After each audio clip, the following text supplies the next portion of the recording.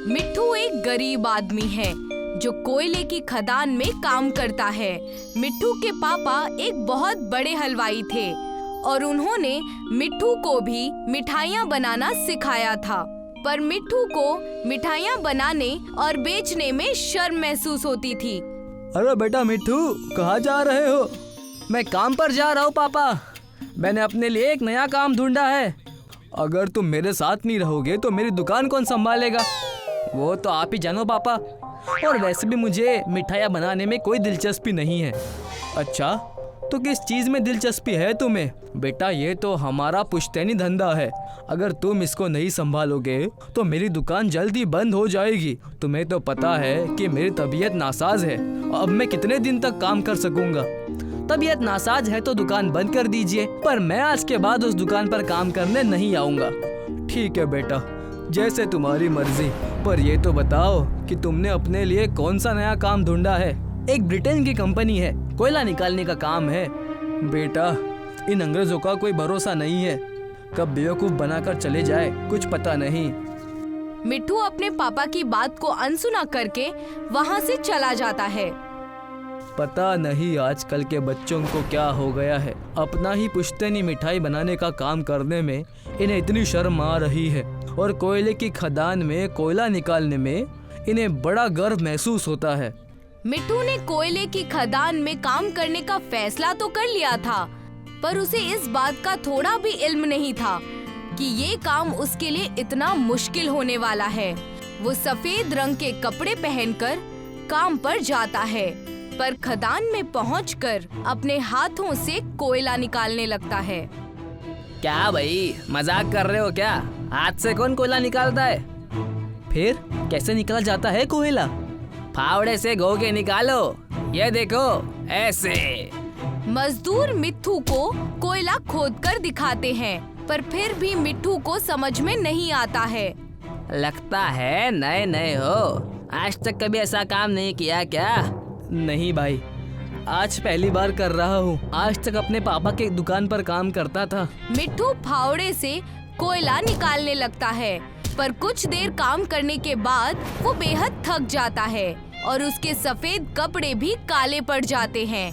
शाम तक काम करते करते उसके हाथों में छाले पड़ जाते हैं, पर वो इस बात का पता किसी को नहीं चलने देता और वो घर आकर बिना खाना खाए सोने चला जाता है। उठ जाओ बेटा, ये लो खाना खा लो। माखन लाल देखता है कि मिट्ठू के हाथों पर छाले पड़ गए हैं। वो अलमारी से दवा निकालकर उसके हाथों पर लगाता है।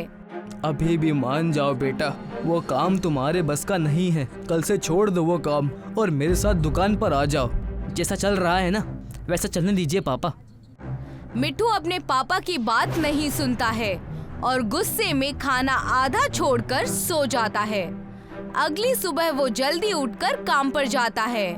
उसके हाथों के छालों में दर्द हो रहा है, पर फिर भी वो काम नहीं छोड़ता।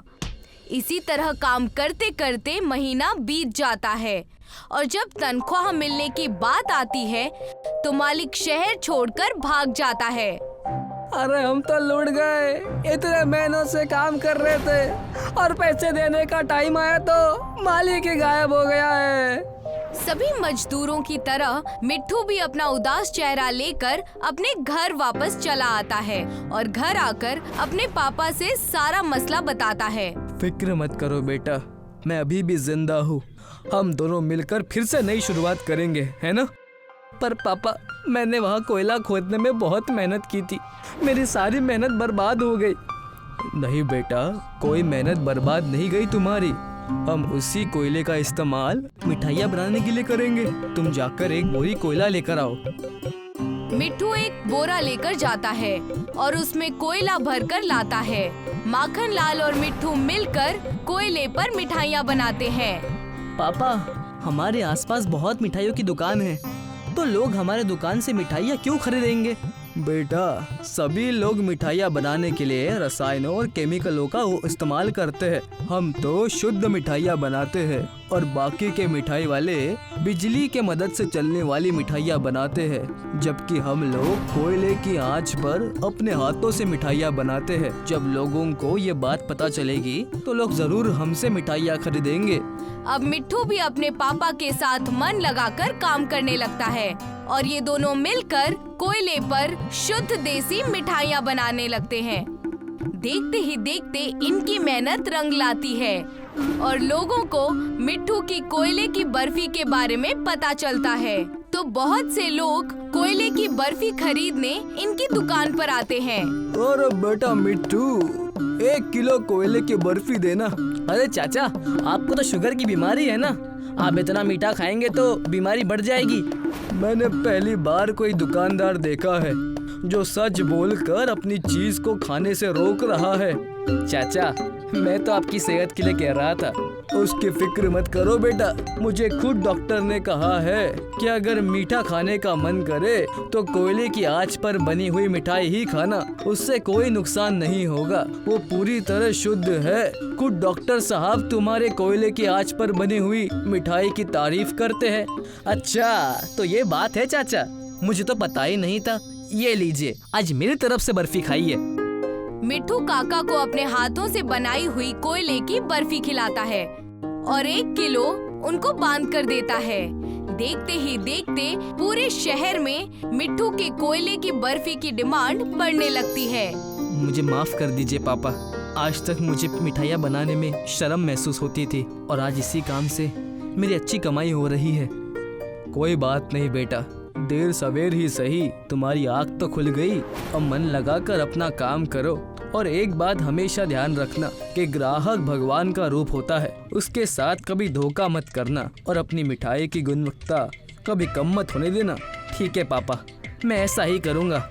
वक्त के साथ मिट्ठू के मिठाइयों का बिजनेस भी बढ़ने लगा और ये देखकर एक जलनखोर मिठाई वाले ने कोयले कंपनी के मालिक के पास जाकर बताया कि मिट्ठू कोयले की खदान से कोयले निकाला करता है। कोयला मालिक ने मिट्ठू के खिलाफ पुलिस में कंप्लेन कर दी, पर मिट्ठू ने बड़ी ही समझदारी से पुलिस इंस्पेक्टर को सारी बात बताई। इंस्पेक्टर साहब, हम लोगों ने इनके लिए महीनों तक काम किया और जब पैसे देने की नौबत आई तब ये लोग भाग खड़े हो गए। इन्होंने कई गरीब मजदूरों के पैसे खाए हैं।